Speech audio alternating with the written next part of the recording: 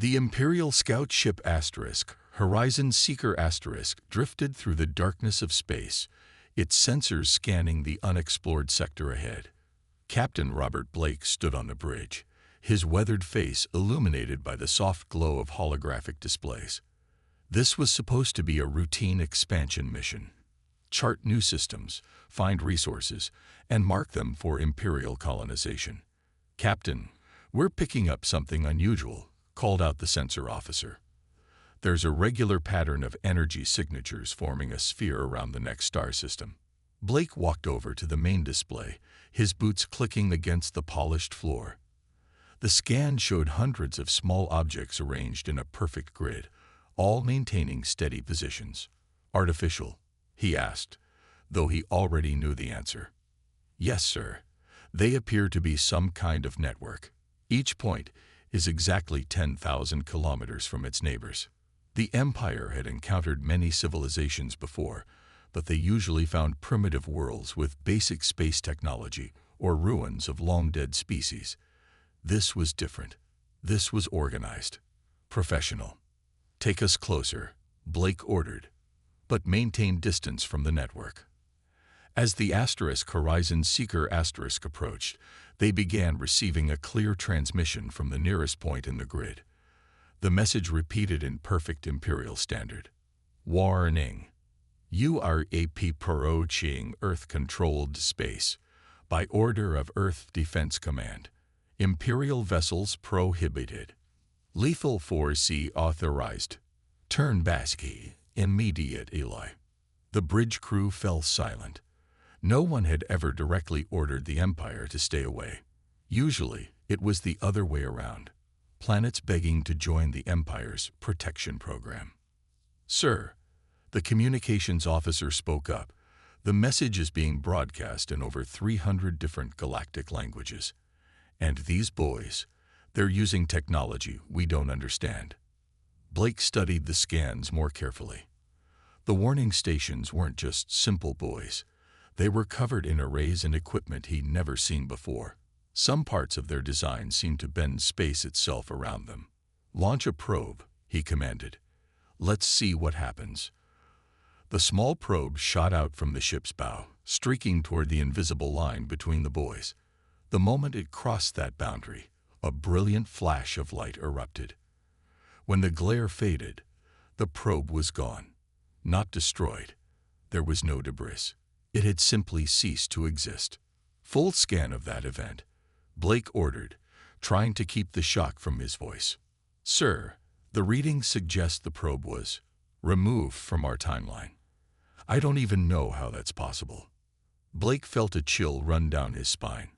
The Empire controlled thousands of star systems, but he'd never encountered defensive technology this advanced. Their best scientists would take decades to figure out how these buoys worked. Just then, another transmission came through, this one different from the warning message. A calm, almost friendly voice spoke. "Imperial Vessel Horizon Seeker we've noticed your probe test. Consider this a courtesy reminder. The previous warning was not a suggestion. Earth space is closed to Imperial traffic. We have logged your ship's signature and transmitted it to all defense grid stations. Further attempts to probe our defenses will result in your ship's immediate removal. Have a pleasant journey back to Imperial space." The message ended with a data packet, a complete technical readout of the Horizon Seeker including classified specifications even Blake didn't know about. The message was clear. "We know everything about you, and you know nothing about us." Blake stared at the star map, at the tiny yellow star beyond the warning grid. What kind of civilization had the power to not just resist the Empire, but to dismiss it entirely? And more importantly, what were they protecting out there? "Helm, plot a course back to Imperial space," he ordered, "and prepare a priority message to Imperial Command.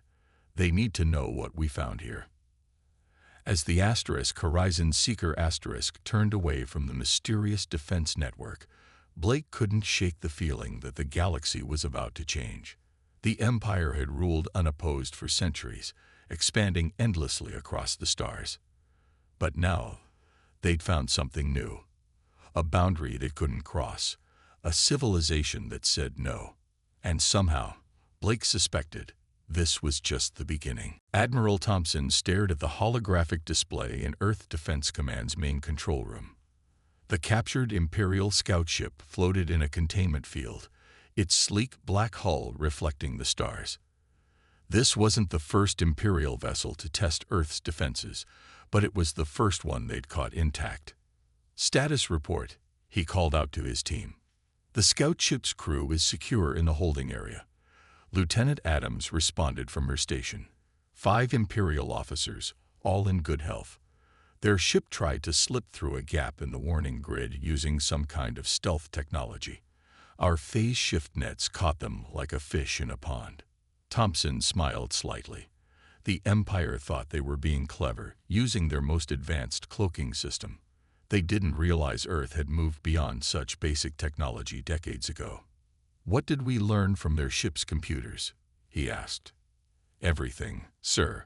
Tech Officer Wilson pulled up several data screens. Their encryption was good by Imperial standards, but it took our eye about 3 minutes to crack it. They've been watching Earth for months, trying to find a way through our defenses. The Empire is frustrated with us. The Admiral walked closer to the displays, reading through the decoded Imperial messages. The Empire had conquered thousands of worlds, some through diplomacy, others through force. But Earth was different. Earth had told them no, and backed it up with technology that made Imperial weapons look like toys. "Sir," Adams called out suddenly, "the prisoners are asking to speak with you. Their captain says it's important." Thompson nodded. "Put them on screen." The display changed to show the holding area. Imperial Captain James stood tall, his black uniform neat despite his captivity. "Admiral," he said, "I need to warn you. Our capture, it will be seen as an act of war." "No," Thompson replied calmly, "it won't. Because right now, Earth Defense Command is broadcasting everything we learned from your ship back to Imperial High Command, including the orders you were given to violate our space." The Imperial captain's face paled. "That's classified information. How did you—" "Captain," Thompson interrupted, "look around you. Your stealth ship is sitting in a gravity field that breaks every law of physics you know. Your unbreakable codes were broken in minutes. We let you get close enough to catch because we wanted to send a message." He pressed a button, and one wall of the holding cell became transparent, revealing Earth below. The blue planet shone beautifully, its cities gleaming, its orbital rings spinning with activity that the Empire's sensors had never detected. "This is what you've been trying to spy on," Thompson continued. "A civilization that passed where you are technologically about 200 years ago. We stay isolated not because we're weak, but because we choose to. The Empire's way of doing things, conquering, absorbing, controlling, it's not our way." Captain James stared at Earth, then back at Thompson. "Why are you telling me this?" "Because you're going home. You and your crew and your ship, and you're going to tell them what you saw. Tell them that Earth doesn't want war, but we're ready for it. Tell them that there are ways of existing in this galaxy that don't involve conquest." The Admiral's communicator beeped. "Sir," Wilson reported, "we're detecting a fleet of Imperial ships at the edge of the warning grid. Looks like a rescue attempt." Thompson nodded. "Release the scout ship. Let them go home." Minutes later, the captured vessel rejoined its fleet. As the Imperial ships turned to leave, Earth Defense Command sent one final message. "Your ship has been upgraded with our basic medical technology. The plans are in your computer. Consider it a gift, and a reminder that sharing knowledge is better than stealing it." The Imperial fleet disappeared into hyperspace, leaving Earth's defense grid glowing quietly in the darkness. Thompson knew this wouldn't be the end. The Empire would try again, probably with force next time. But Earth would be ready, just as it had been for centuries. "Send word to the outer colonies," he ordered. "Tell them to prepare for Phase 2. The Empire needs to learn that some boundaries aren't meant to be crossed. The Imperial ambassador's ship glided through the single opening Earth had made in its defense grid. Tom Reed adjusted his ceremonial robes, practiced his diplomatic smile one last time, and prepared to do what the Empire did best: convince another world to join them peacefully. The docking bay that received them was massive, spotlessly clean, and oddly empty.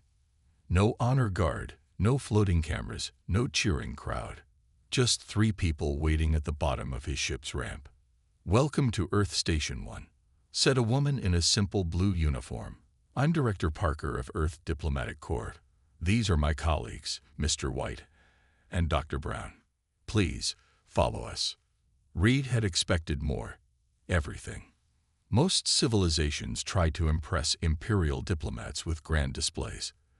This felt more like a business meeting. "Of course," he said smoothly, "the Empire extends its warmest."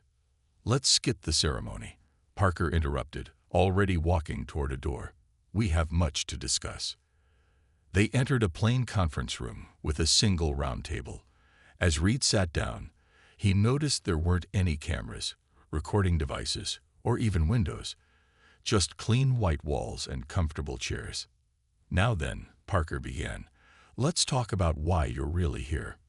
Reed launched into his carefully prepared speech. "The Galactic Empire wishes to extend an offer of friendship and protection to Earth. Our resources, our technology, our cultural exchange programs." Parker tapped the table once.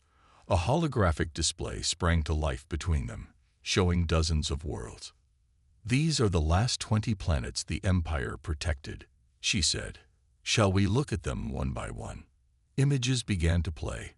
Reed's smile faltered.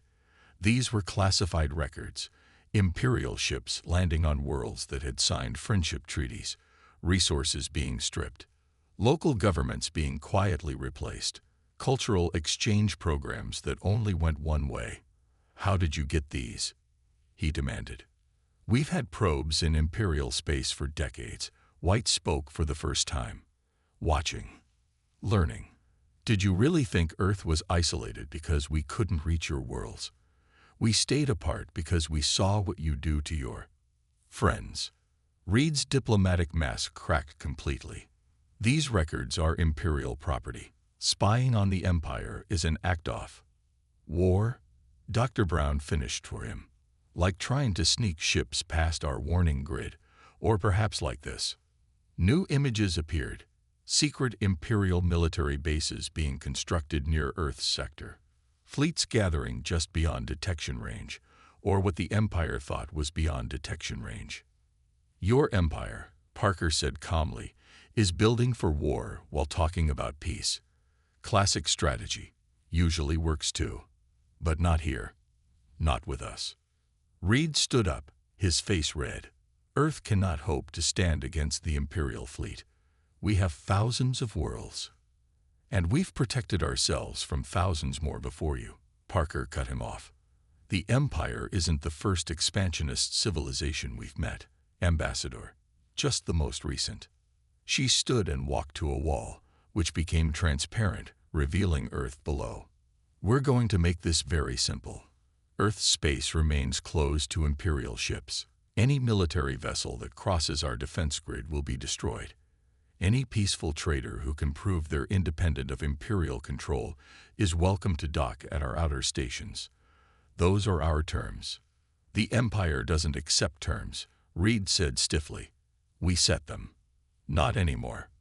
Parker turned back to him. "Look at your ship's sensors. Really look." Reed pulled out his personal scanner. His eyes widened. Somehow, while they were talking, Earth had moved its entire defense grid. The pattern was completely different. "That's impossible," he whispered. "A defense network that size would take months to." "We moved it while you watched," White said, "just to make a point. Your Empire isn't ready for what crossing us would mean." Parker gestured to the door. "You have our message, Ambassador. Your ship is free to leave. Our defense grid will guide you out, through the new pattern. Do consider your next moves carefully." As Reed walked back to his ship, His mind raced. Everything he knew about how the galaxy worked had been challenged in less than an hour. Earth wasn't just refusing the Empire, it was ignoring Imperial power completely. And somehow, that felt more dangerous than any threat could have been. The Empire would have to decide. Push and risk everything, or accept that finally, after thousands of years, they'd found a boundary they couldn't cross. The Imperial fleet emerged from hyperspace like a swarm of angry wasps. 500 warships, the pride of the Empire's navy, arranged in perfect attack formation.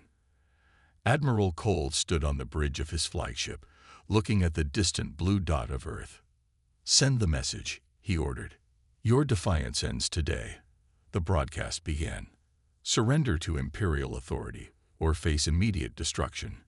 You have 1 hour to lower your defense grid." The response came instantly. A single line of text. "Look up." Cole's eyes moved to the viewport above his bridge. His blood ran cold. The stars were moving. No, not moving. Appearing. Earth's defense platforms were dropping their cloaking fields, revealing not hundreds, but thousands of stations. The grid they'd been probing for months had been a decoy. "Battle stations," he shouted. "Launch fighters. Target those." He never finished the order. The space around his fleet suddenly twisted. Half his ships found themselves facing the wrong direction. Others were now upside down relative to their original position. "What's happening?" Cole demanded. "There, sir, they're controlling gravity itself," his science officer stammered. "The real defense grid isn't just platforms. It's a web of artificial gravity wells. We're trapped in it." Through the viewport, Cole watched small objects detach from Earth's platforms. Not missiles, not fighters, just simple metal spheres, each no bigger than a person. "Sir," the tactical officer called out, "those devices, our sensors can't lock onto them. It's like they're not fully here." The spheres reached the Imperial fleet. They passed straight through shields, through hull plating, as if solid matter meant nothing to them. Where they touched Imperial technology, systems simply shut down. Multiple ships reporting complete power loss. Someone shouted. "No damage, just everything's turning off."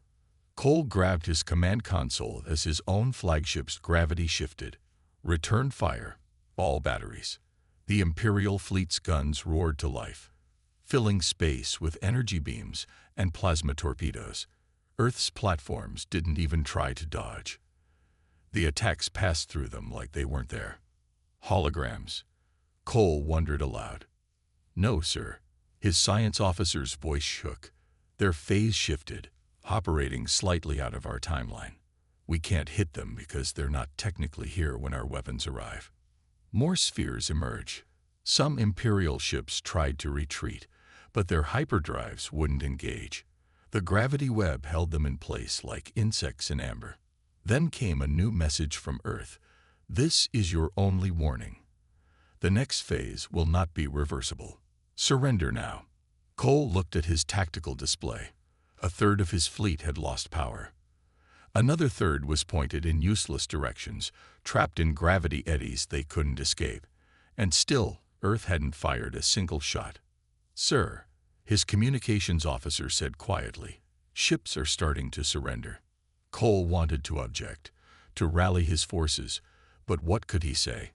Fight back, against an enemy they couldn't hit, against technology that ignored their strongest shields. A final sphere approached his bridge. Through the viewport, Cole could almost swear it paused to look at him before passing through the hull. His command console went dark. Around him, system after system shut down. The mighty Imperial flagship, pride of the Empire's fleet, turned into a powerless piece of metal drifting in space. Send the surrender signal," Cole ordered, his voice hollow. The battle, if it could even be called that, had lasted exactly 17 minutes. Not a single life was lost. Not a single ship was destroyed.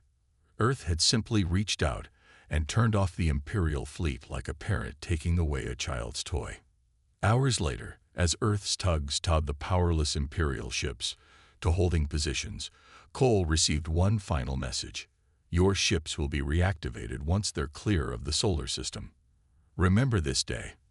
Remember that we chose not to destroy you when we could have. The Empire's expansion stops here.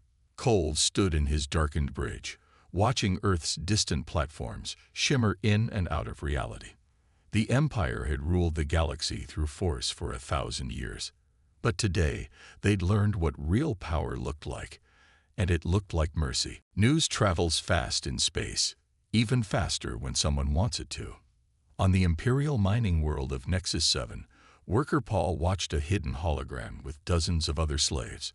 The recording showed Earth's defense grid shutting down the Imperial fleet like it was nothing. No bloodshed, no destruction, just complete defeat of the galaxy's greatest power. Play it again, someone whispered.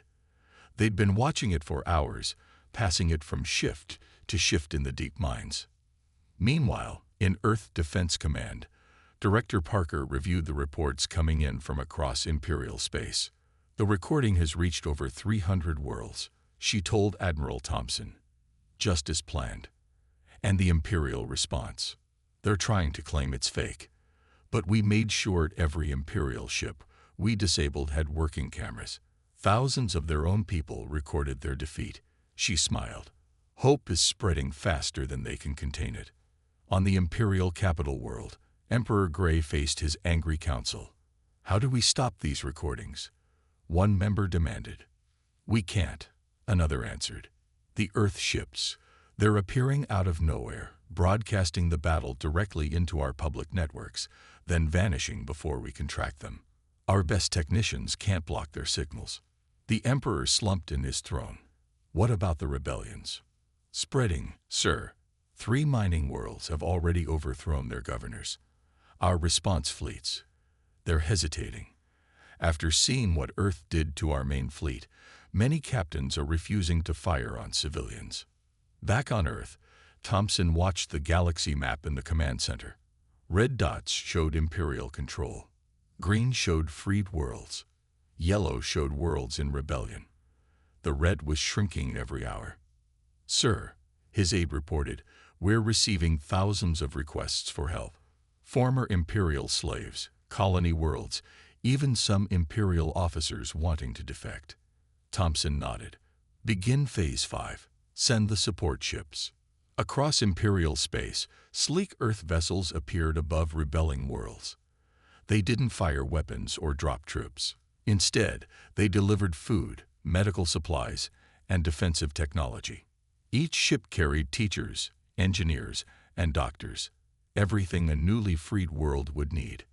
On Nexus 7, Paul watched an Earth ship land in the main square. The Imperial guards had fled days ago, after their weapons mysteriously stopped working. A woman in a blue uniform stepped out. We're from Earth, she announced to the gathered crowd. We're here to help, if you want it. No conditions, no treaties, no control, just help. Paul stepped forward. Why? Why help us? Because 1,000 years ago, Earth faced powers like the Empire. We chose isolation to protect ourselves, but watching others suffer when we could help, that wasn't right. So now we're choosing differently. In the Imperial Palace, Emperor Grey received the final report. Half his fleet had defected. 1/3 of Imperial worlds were now free. Earth ships could appear anywhere, ignore any defense, and disappear at will. Send the message, he ordered quietly. Across the galaxy, the broadcast went out. The Imperial throne acknowledges the right of all worlds to self-governance. Imperial forces will withdraw from any world that requests it. In Earth Defense Command, Thompson watched the Emperor's broadcast. Think they mean it? Parker asked. They don't have a choice. Their whole system was built on fear and strength. We showed the galaxy they aren't strong, and now their subjects aren't afraid. He looked at the map again. The green areas were spreading faster now, peacefully, as Imperial forces simply walked away from power. Send our final message to all worlds, he ordered. Throughout the galaxy, humans and aliens gathered around screens to watch Earth's broadcast. To all free worlds, You don't need another empire. You don't need Earth to rule you. Build your own future. Make your own choices. Just remember this lesson. True strength isn't about destroying your enemies. It's about helping others stand on their own. Paul watched the message with his fellow miners. Tomorrow they would begin rebuilding their world. But tonight, they looked up at the stars and, for the first time in generations, felt something new. Hope. The revolution wasn't won with weapons or armies. It was won with a simple truth. Power doesn't have to corrupt. Sometimes, the strongest civilizations are the ones that help others grow strong too. Operation Liberty began at midnight Earth time. Throughout Imperial space, 12,000 Earth ships dropped their cloaking fields simultaneously. Their target, the Empire's automated defense networks that kept rebellious worlds in line. In Earth Defense Command's main control room, Admiral Thompson watched the operation unfold. All ships report ready, his tactical officer announced. Phase shift drives are charged. Execute, Thompson ordered. The Earth ships didn't fire weapons or launch attacks. Instead, they released clouds of microscopic machines into the Imperial defense grids. Within minutes, the mighty Imperial automated weapons, their killer satellites, and their planetary shield generators began shutting down. On the Imperial fortress world of Haven 1, General Stone watched in horror as his command center's screens went dark. "What's happening?" he demanded. "Everything's shutting down, sir," his engineer replied. "The Earth machines, they're not destroying our technology. They're reprogramming it, teaching it to ignore Imperial control codes." Above a dozen Imperial worlds, the massive defense stations that had kept populations in line for centuries simply stopped responding to Imperial commands. Some turned themselves off. Others began broadcasting Earth's message of freedom on all channels. In the Imperial Palace, Emperor Grey received the reports with growing dread. "They're not just defeating us," he realized. "They're dismantling our entire system of control, world by world, machine by machine." His advisor nodded grimly. "The Earth ships move through our strongest shields like they're not even there. They shut down our weapons without firing a shot. And now they're turning our own defense networks against us. Counterattack." The Emperor ordered, "Launch everything we have left." But the Imperial ships that tried to fight found their weapons wouldn't fire.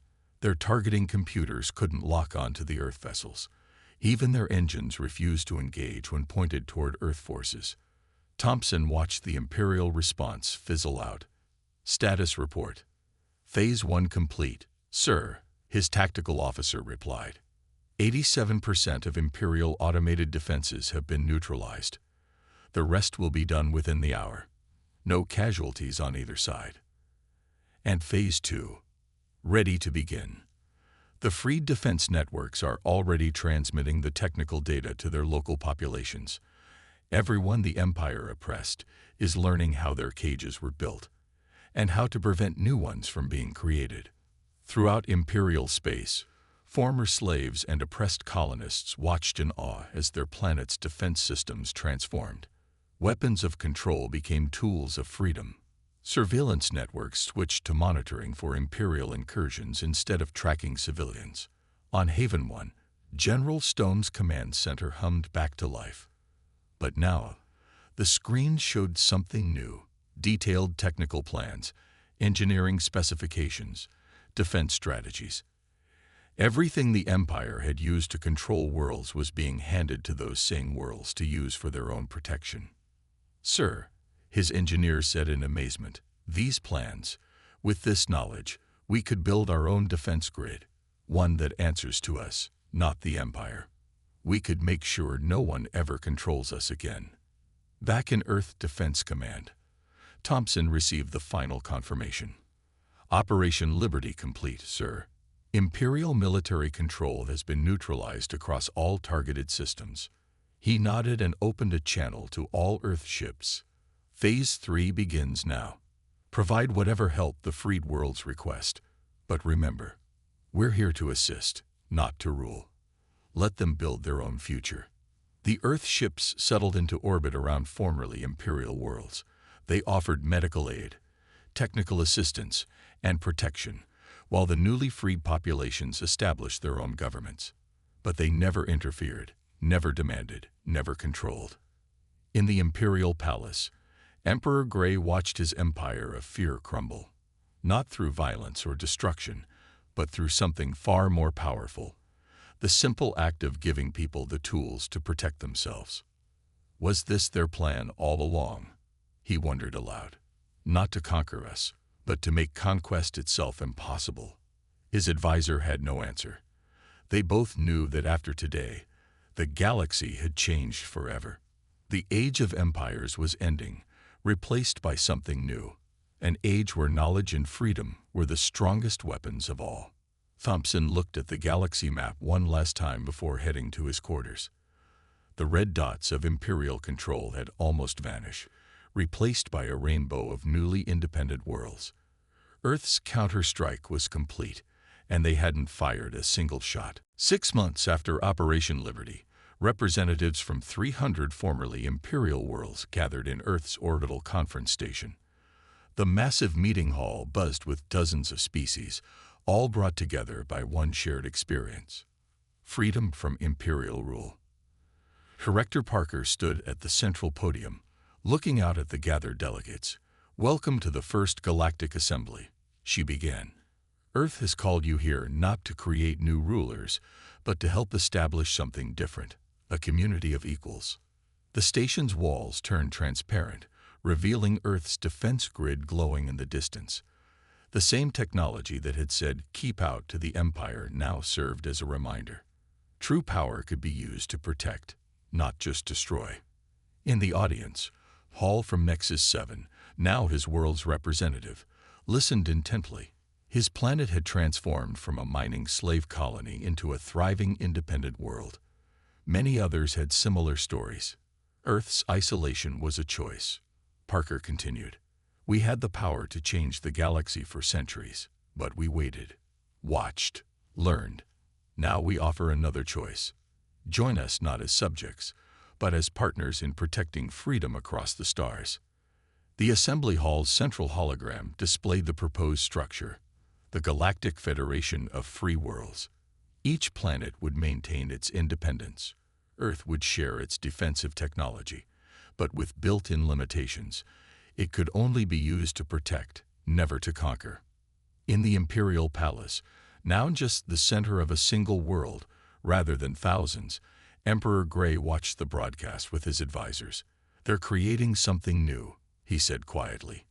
"Not an empire of force, but a network of equals." "Should we try to stop them?" an advisor asked. Grey shook his head. "How? They proved we can't fight them." And now, he gestured to the screen showing hundreds of worlds equipped with Earth's defensive technology. "Now they've made sure no one can dominate the galaxy again." Back in the Assembly Hall, Admiral Thompson took the podium. "Earth's defense grid remains active. Our borders remain closed to those who would threaten peace. But today we add something new. Our protection extends to any world that asks for it." He pressed a button, and the hologram showed new defense grids appearing around dozens of worlds. Each member of the Federation will receive a scaled version of Earth's defensive technology, not to attack, not to control, only to ensure that no empire, old or new, can ever threaten freedom again. Paul stood up to speak for many former imperial worlds. "But why help us? Why not just stay isolated and safe?" Thompson's answer was simple: because watching suffering and doing nothing is its own form of oppression. Earth chose isolation to protect ourselves. Now we choose action to protect others. The Assembly voted. The Galactic Federation of Free Worlds was born.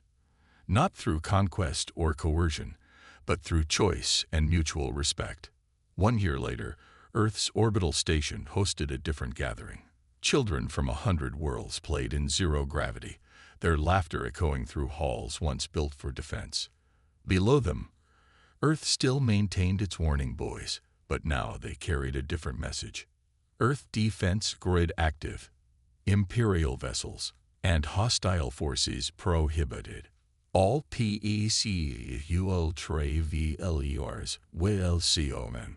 Federation members, PLEs use these iGenatedTORI doors. In Earth Defense Command, Thompson and Parker watched the galaxy map. The old Imperial Red had been replaced by a rainbow of independent worlds, each protected by their own defense grid based on Earth's technology. "Think we'll ever fully drop our guard?" Parker asked. Thompson shook his head. "That's not what strength is for. Real strength means staying ready to protect ourselves and others. The Empire thought power meant controlling everything. We showed them that true power is giving others the ability to stand on their own." Outside, Earth's defense grid glowed steadily, a reminder to the galaxy. Some boundaries exist not to imprison, but to protect. Some strength exists not to dominate, but to ensure that all can be strong. And sometimes, the greatest victory isn't in conquering an enemy, but in making sure that no one can ever conquer again. The age of empires was over. The age of freedom had begun.